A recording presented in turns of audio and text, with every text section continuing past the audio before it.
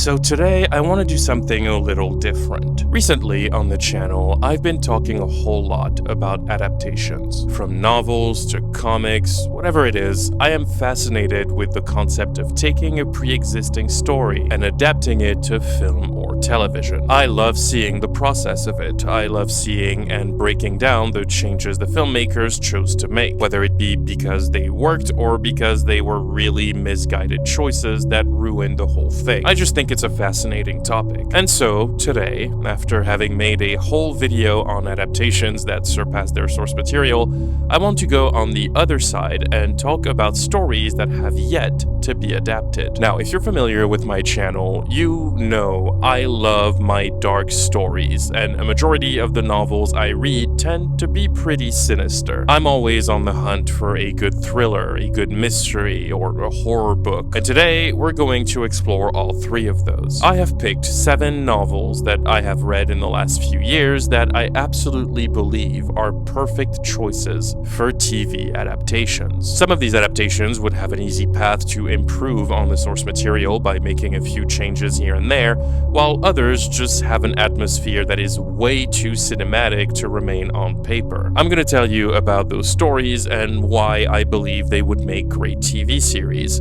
We're gonna set a tone, create an atmosphere, and because I think it's fun, I will also pitch my ideal casting choices for the main characters of each individual story. Hollywood, if you're watching, this is your idea pool. Instead of rebooting Charlie's Angels for the 5th time, maybe you try one of these. You're welcome. So sit back, get yourself a blanket, turn off the lights, and let's dive in. Here are 7 dark novels that deserve TV adaptations.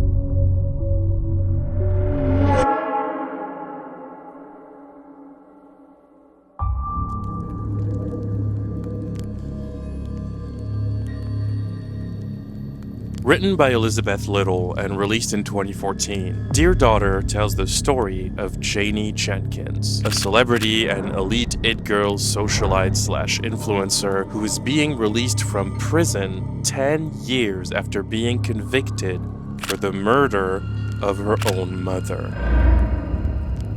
She has escaped her life sentence on a technicality, and as soon as she gets out, Janie decides to take matters into her own hands and solve her mother's murder herself to prove her innocence. Her only clue to start her investigation being a private conversation she overheard on the night of the murder, she makes her way to a small town in South Dakota where many secrets from her past seem to have been hidden. Dear Daughter is a whodunit murder mystery with an angle I find very interesting, which is the one of involving modern fame and its associated social media culture into the solving of a crime. And that is all anchored in Janie. Janie is a character that is bound to make people talk. She's kind of made unlikable on purpose, and I think that's what makes her interesting as a protagonist.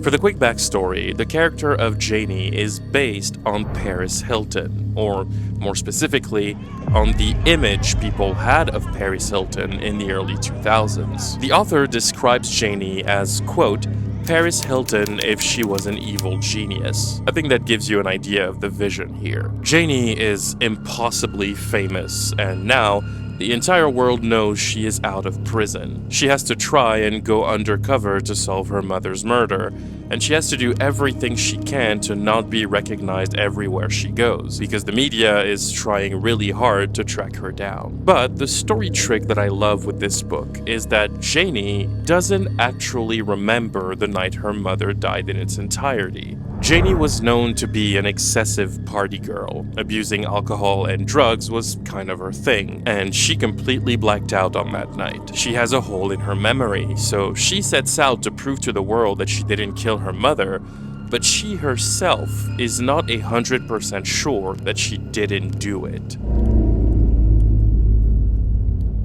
By lunchtime, I was in an interview room, picking dried blood out from under my fingernails, while 2 detectives explained what they wanted me to write in my confession. Not that I blamed them. I was always going to be the best story. Next was the trial, which didn't have anything to do with what I knew, but rather with what other people had decided I knew. And soon enough, I lost the ability to tell the difference between them.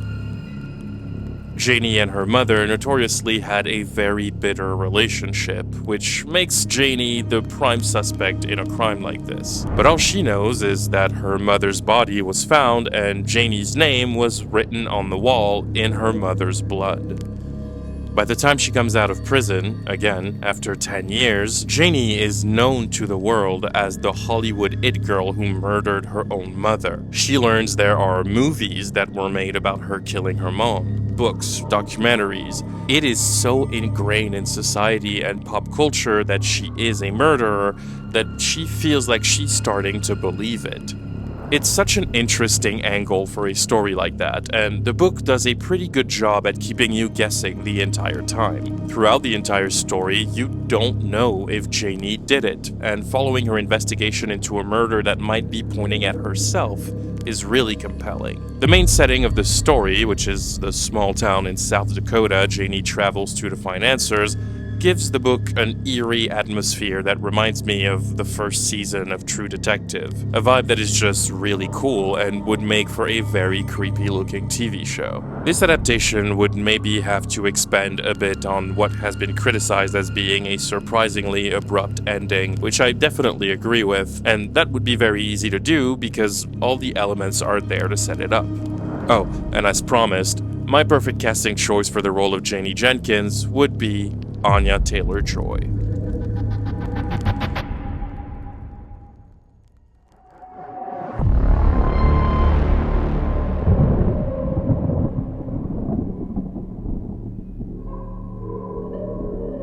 Grey Walker is a series of novels started in 2006 by author Kat Richardson.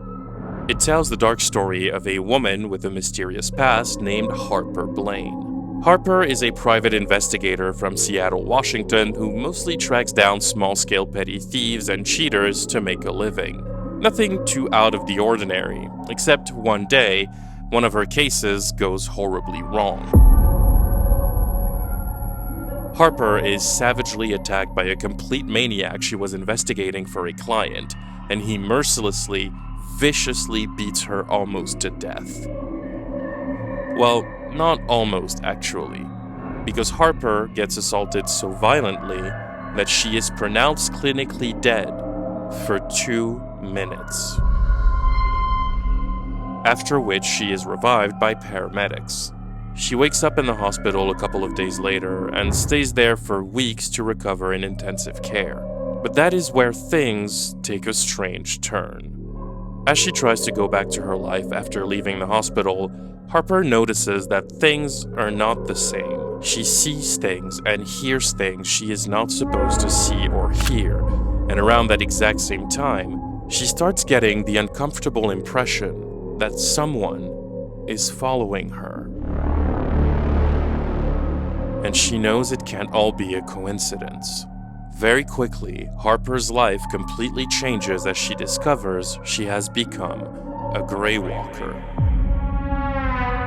A rare being capable of navigating the gray, the supernatural frontier between our world and the other one. I'm keeping this plot super simple because I don't want to spoil anything, but Grey Walker is a great series of novels with insanely clever world building, and this story doesn't waste any time to set the tone. The first book literally begins with an excruciatingly vivid account of how Harper was beaten to death. It is incredibly grim, but it really lets you know what you're in for. It's bleak, it's brutal, it's unapologetic, and it doesn't pull any punches.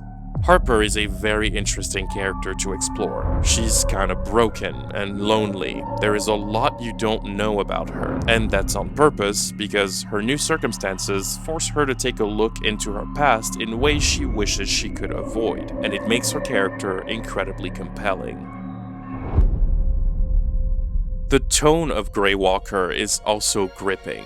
It's like this dark noir detective story with a rainy and gloomy atmosphere set in an alternate version of Seattle heavily inspired by urban Gothic imagery. Think The Batman, with a similar version of Gotham City that feels cold, ominous, creepy, and hopeless. But instead of a detective dressed as a bat, you get a private investigator more attuned to Kristen Ritter's Jessica Jones, except she's even more messed up and she can see ghosts. I haven't read every book in the series, but everything I've read so far I really liked. There are 9 books in the Grey Walker saga. I'm pretty sure the series is over now, and I think the stories are built in a way where each book could translate to one 10-ish episode season. As you will see in this list, I am a sucker for well-crafted mysteries, and I think this is a great way to have a TV show that perfectly blends mystery, action, and horror. And also, my perfect pick for the role of Harper Blaine would be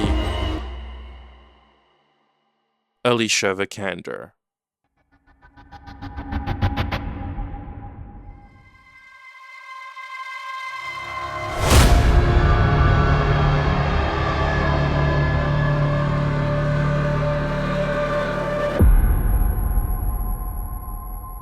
Stay Awake is the story of a woman named Liv Reese. When the story begins, Liv wakes up in the back of a taxi with no idea of where she is or how she got there. She doesn't have her phone, she doesn't have her purse. The only thing she finds in her pocket is a bloody knife. Confused, Liv tries to get back to her apartment, but when she gets there, a stranger opens the door and he and his wife claim to be living here. Liv is completely disoriented, and that is when she discovers something on her skin. Her hands and arms are covered in scribbles, written in her own handwriting, repeating the same thing over and over again.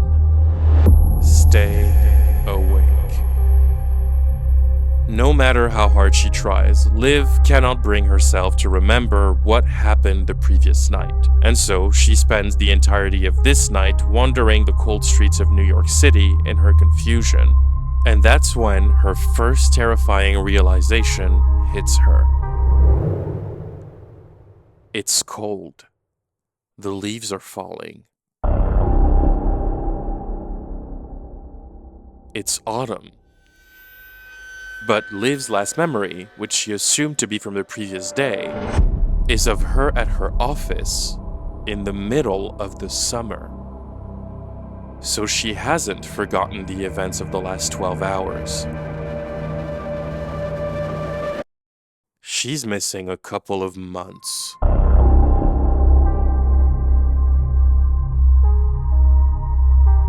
Starting to be truly scared about her situation, Liv decides to make her way to her place of work, the office where she writes for a trendy magazine. But once she gets there, she realizes everything is different, and most of the people there don't seem to recognize her.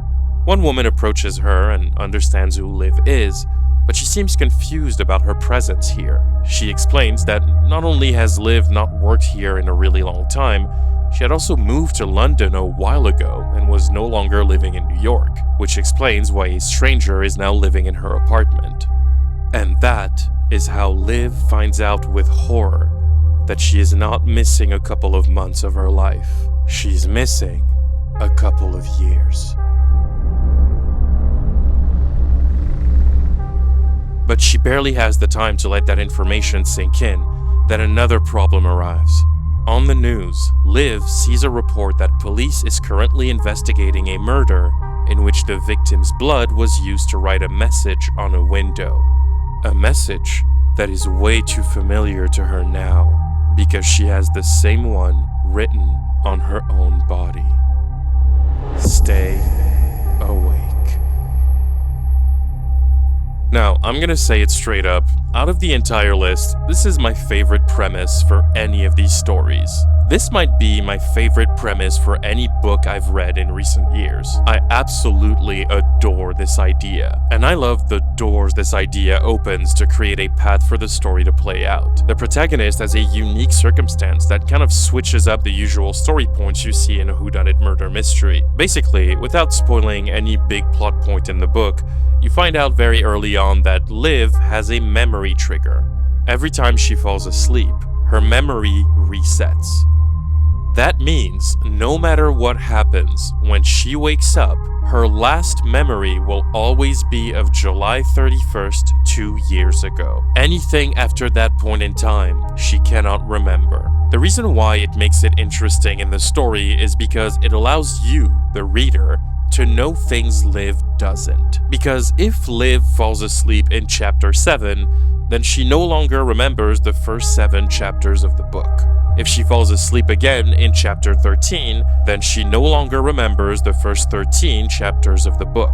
It's a very interesting way to explore the unreliable narrator trope, which, admittedly, is a storytelling trope I usually don't like that much.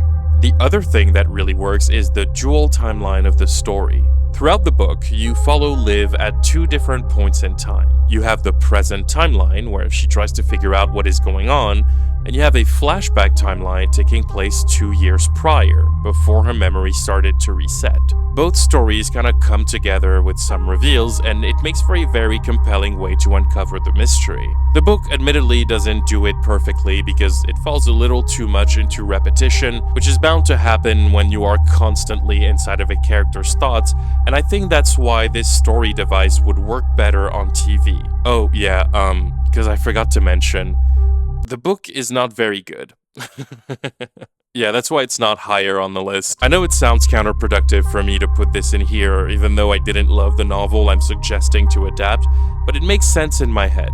Let me explain. The book has some pacing issues. It's a little too slow. It has a lot of very flat, underwritten, one-dimensional characters. There's a whole side story following the detectives investigating the murder, and they are kind of boring. Like, every time a chapter starts and it says the name Detective Darcy Halliday, I'd be like, God damn it. Like, that was by far my least favorite part of the novel. The book itself is a little too long for its own good, and the ending is really rushed and mostly unsatisfying. But the reason why I think this should be adapted, even though I think the book falls flat, is because the concept of it, the premise of the novel, is fucking spectacular. It is such a fantastic idea that I think it deserves a shot at being improved on, and I think it is a perfect fit for TV. Stay Awake would have to be one of these books that serve more as a basis for a looser adaptation rather than a faithful one. It would have to be an adaptation that sort of remixes parts of the story and characters to make it all work better. Kinda like what we talked about in my video about adaptations that surpass the source material, namely with The Boys,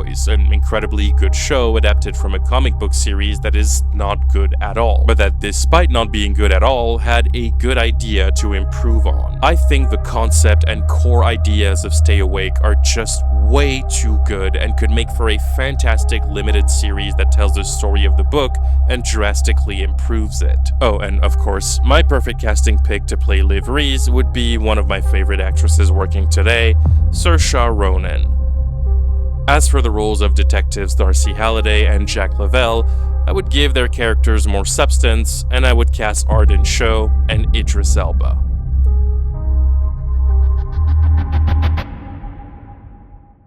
Before we continue, this video is sponsored by Skillshare. As you can tell from this video, I've been pretty obsessed with horror writing recently, and I've been wanting to learn to figure out what makes a good horror story gripping. So I decided to explore that curiosity by taking a class about creative writing on Skillshare, and I found this really interesting one by author Sabah Tahir that essentially teaches you how to write a believable character from start to finish.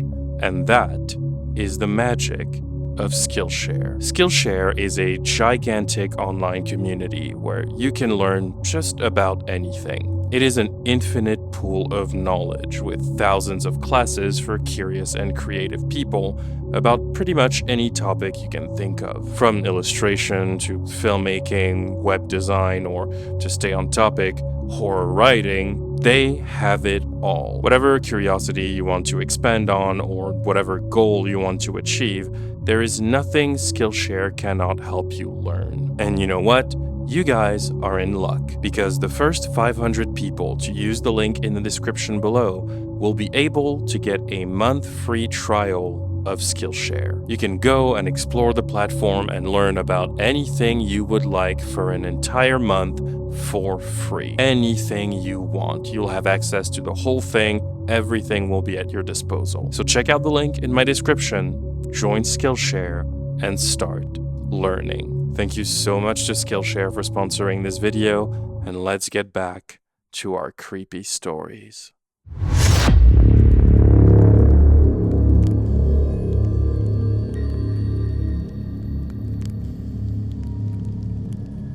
The Passenger is a psychological thriller by Patrick Sénécal that came out in 1995. It tells the story of a 28-year-old college professor named Étienne Séguin from the city of Montreal, Canada. He's about to start his new job, and the college he teaches at is slightly outside of the city, so Étienne has about an hour-long drive to get there every single day. No problem, he likes it. He gets to relax and listen to music, which helps him cope with his recent breakup. But every day, as he does his little commute, Étienne notices a hitchhiker, always standing at the same exit, and one day, he decides to take him in. The hitchhiker is named Alex, and he and Étienne get along immediately, so much so that Étienne decides to grab Alex on his way to work at the same exit every morning. It becomes kind of their little ritual, and it's good to make a new friend. However, things quickly start to change, and Étienne realizes that something about Alex is off. Alex says a lot of things that don't entirely make sense, and a lot of things that make a little too much sense. He's weird, a little unsettling, and he also seems to know a lot of things about Étienne and his life, things that Étienne himself was not aware of. Very quickly, Étienne realizes that meeting Alex may not have been the coincidence he believed it to be. Who is Alex? What does he want? And more importantly, why is he appearing now?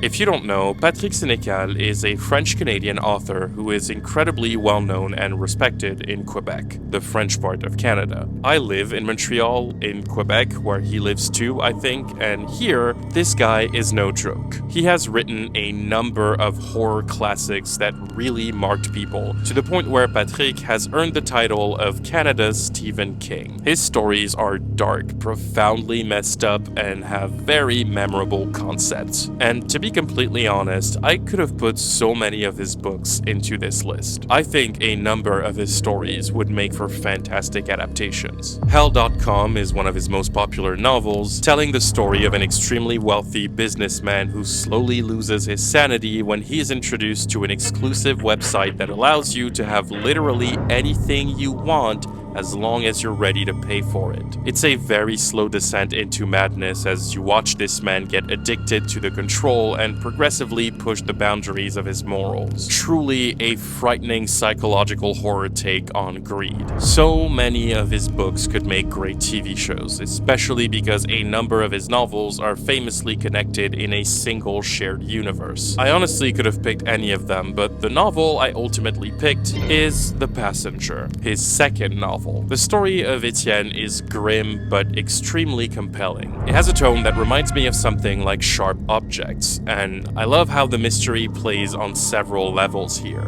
Alex is an unsettling creep who knows too much about Étienne, which is worrying because Étienne suffers from amnesia and doesn't remember the first 8 years of his life. The way the plot unfolds is really captivating, and the ending is executed so well that I can already see how it would be adapted on screen. The unfortunate thing for most people watching this video is that The Passenger is an incredibly underrated book, and since the 90s, it has become pretty much impossible to find a version of the book translated in English, or any other language for that matter. I'm pretty sure they're not being printed anymore. I tried to look online in dozens of places, but I think this novel only exists in French now. The interesting thing with The Passenger, though, is that back in 2013, a filmmaker named Oliver Sabino partnered with Patrick Sénécal, and they tried to crowdfund a movie adaptation of the novel that would have been released in theaters in 2018 or 2019, but it failed, and the project never got off the ground due to the production never being given the appropriate budget.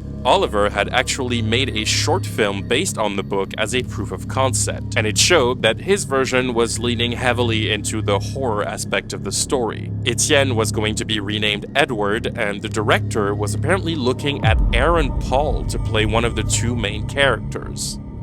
In 2019, Oliver confirmed they were still working on the project and trying to get it up and running, but that was already 6 years after the initial announcement, and we are now another 5 years later. It's been over a decade at this point and nothing has happened, so I don't think we'll ever see this adaptation. But I think the perfect way to adapt The Passenger would be in a 6-episode miniseries that really leaves time to dissect all of the meticulous details of the book and flesh out the characters. The novel is not very long, but it really asks you to pay attention to everything. And if you cut some things out to fit it in a 2-hour movie, you might lose a lot of the punch that impacts the surprises in the plot. There are a number of story points that are shocking and that would make for fantastic cliffhangers. The series could have a feel and atmosphere very similar to a Fincher movie or a more classic Scandinavian noir. As for the main roles, I think Alfred Enoch would be an absolutely stellar choice for Etienne. And for the role of Alex, I think I would go for someone like Penn Badgley. There's also a police officer named Louis in the book that is very important to the story, and I think if I were to adapt this into a series, what I would do is actually gender swap this character and give her a bigger role in the story. I can't really explain why because that would be going into spoiler territory, but yeah, Louis would now be Luis, and I would cast Janina Gavankar in the role.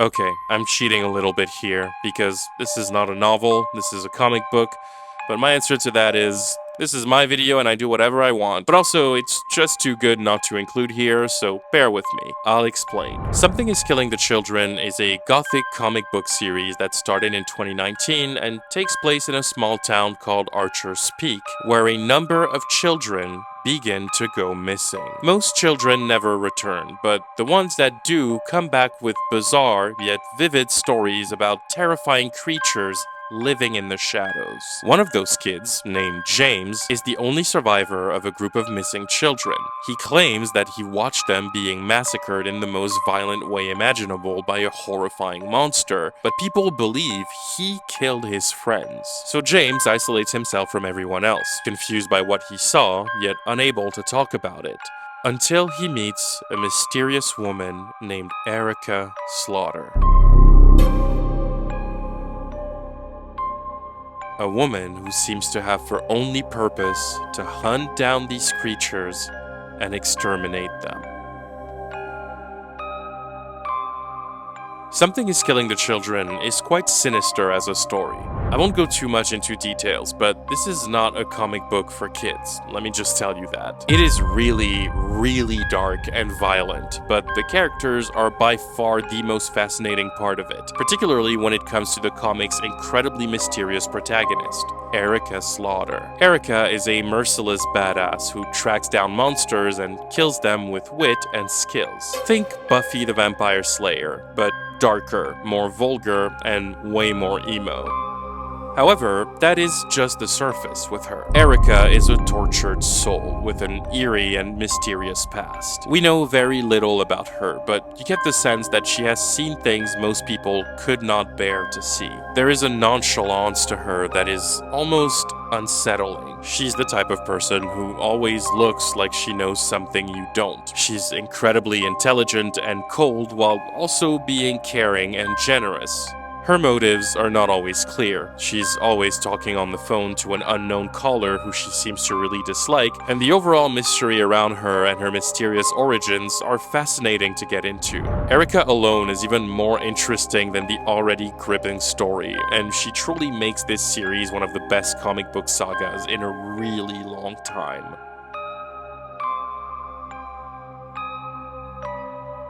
So yeah, ever since I read the first issue last year, I have been obsessed with the idea of it being adapted into a TV show. And I feel like this might be my biggest dream come true because in 2023, it was announced that Something is Killing the Children is being adapted into a TV show. And not only that, but in what is probably the greatest news imaginable, it was also announced that the comics are being adapted by Odar and Fries, who, if you don't know, is the legendary German duo of filmmakers behind my favorite show of all time, the 3-season masterpiece, Dark.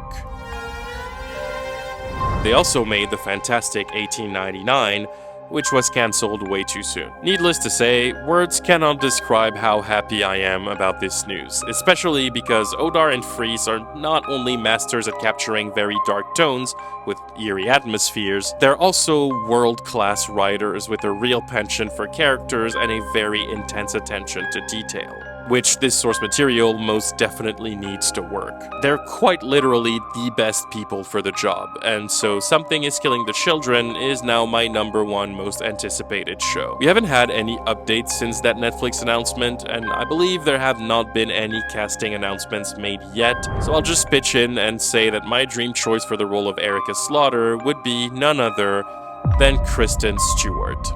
I mean, it's kind of a no-brainer. They're literally the same person. Like, seriously, I wouldn't be surprised if the vibe of Erica Slaughter was directly inspired by Kristen Stewart. They just feel so similar.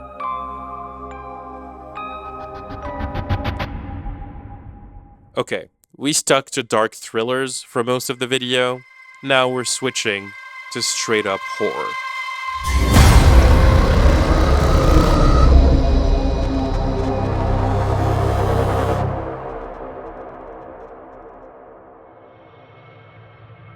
Boys in the Valley is a horror novel by Philip Fracassi, released in 2023.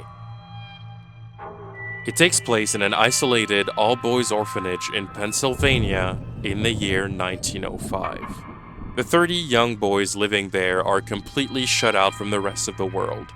They are under the care of abusive priests who subject them to daily forced labor and excessively strict rules that, if broken, lead to extremely violent punishments. The boys are united, like family. They look out for one another, make sure no rules are broken, so none of them have to suffer more than they already do. The oldest of the boys, an orphan named Peter who lost his parents to a violent murder 7 years prior, is about to become of age, and he is torn between a life of religion and his desire to exit this place to explore the world and live a free life. One night, as the boys are lying down in their dorm, ready to go to sleep, they suddenly start to hear some intense noises coming from downstairs. A group of men, led by the town sheriff, barged into the orphanage in the middle of the night, begging the priests to come to their help. They are transporting another man who appears to be severely injured. He is whining, screaming. He appears to be completely out of control and incredibly dangerous. He's abnormally strong, he makes awful sounds that sound more animalistic than human, and there are bizarre occult symbols carved all over his body. The priests immediately understand the threat and do what they can to attempt to help the man. But in the middle of their intervention, he suddenly dies. And with his last breath, an ancient entity, an evil of unspoken power, is released into the orphanage.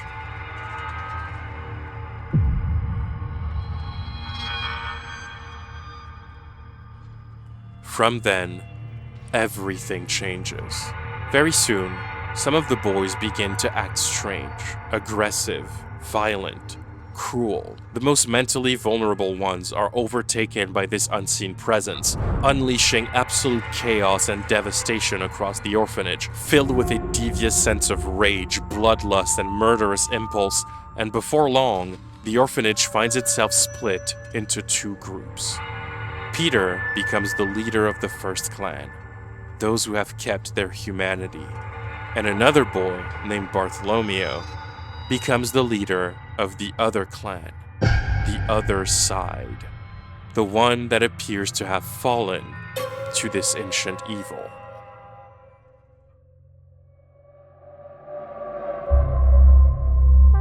Boys in the Valley is one of the scariest books I have ever read. It is terror incarnate. The sheer darkness of this novel is just wild. Demonic possessions in horror stories is never something I particularly gravitated towards, unless it's like exceptionally well done, and that is 100% the case here. Fracassi plunges you in an atmosphere that is so dark, so unapologetically sinister, that it feels heavy. It does not hold any punches. It creates a horrifying sense of dread, where no one is safe, where death can strike at any moment, and all of it is anchored in a setting that is as creepy as it gets. But it doesn't stop there. The story also hits really hard with its themes and its emotions. Peter is a great protagonist as the oldest boy in the orphanage who, like I said, is torn between wanting freedom or following a more religious path with his life, because religion was such a huge part of everything in the early 1900s. There's also a lot of ambiguity when it comes to the demonic presence inside of the orphanage. The book constantly blurs the line, where some of the boys are clearly being influenced by this ancient evil, while others, not so sure. Some of them seem to only be giving in to their darkest instincts once everything goes to hell, kind of suggesting that sometimes human beings on their own can be just as depraved as an actual demon. The way Fracassi carries all of these themes through the story without ever losing the pace or the thrill of it is genuinely impressive. The creepiness of the story is constant and horrific, and I could totally, and I mean totally, see this being adapted as a miniseries on Netflix or something. Think Haunting of Hill House, but with a shot of Hereditary and a heavy dose of Insidious. That's kind of what Boys in the Valley feels like. And I would actually cast Charlie Bushnell from the Percy Jackson series as Peter. I think he would absolutely nail this persona of the big brother of the orphanage, taking a stance against literal evil.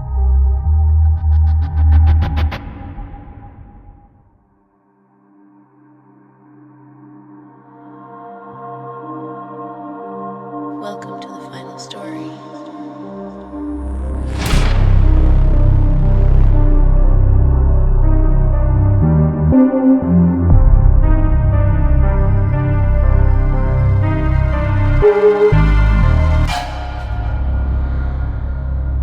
Written by Samantha Downing and released in 2019, My Lovely Wife is a sinister thriller following a married couple with a seemingly perfect life.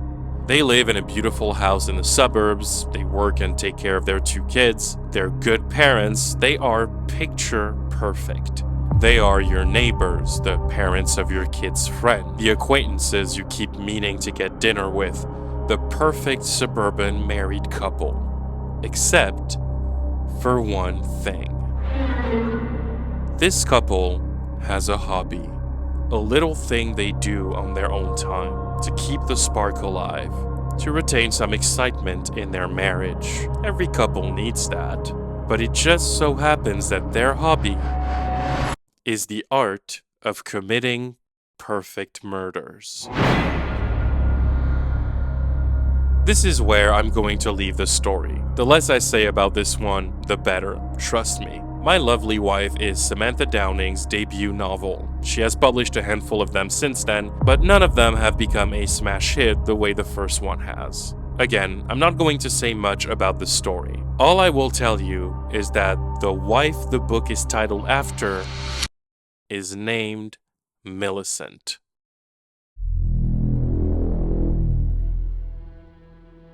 And she is one of the creepiest, most unsettling characters I have encountered in a very long time.